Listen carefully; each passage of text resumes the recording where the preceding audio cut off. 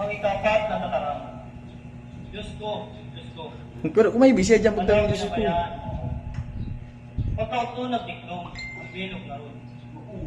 Sagpod, alas 3 ng hapon. Ang maga alas 3 na, nagkurahaw si Jesus. Sa makusog na tingog. Ili, tama sa paktan. Naambuhot sa biro. Diyos ko, Diyos ko. Malanit Sa daw pinabayaan. Kan sa iya nakapako sa krus, siya padagos sa minara. Diyos ko, Diyos ko.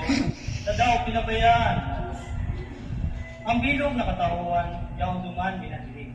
Asin minatang tingkala kay Jesus, na minamati ang mapuring kasakitan, asin kulugan sa iyang mga lugar. Totoo manangga duman sa pamitisan kang krus.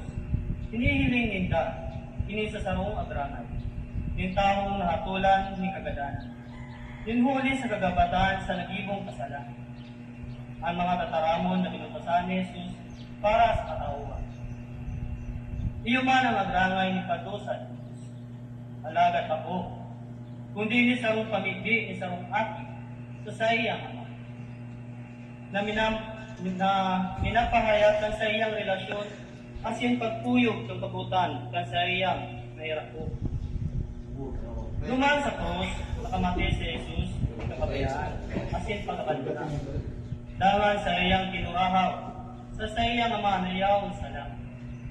Diyos ko, sa daw pinabayaan. Alagad din naging kurahaw ni pagkabuot, pagtitiwala, asin pagpapaubaya kan sa iyang bilog na satir, sa kamot ng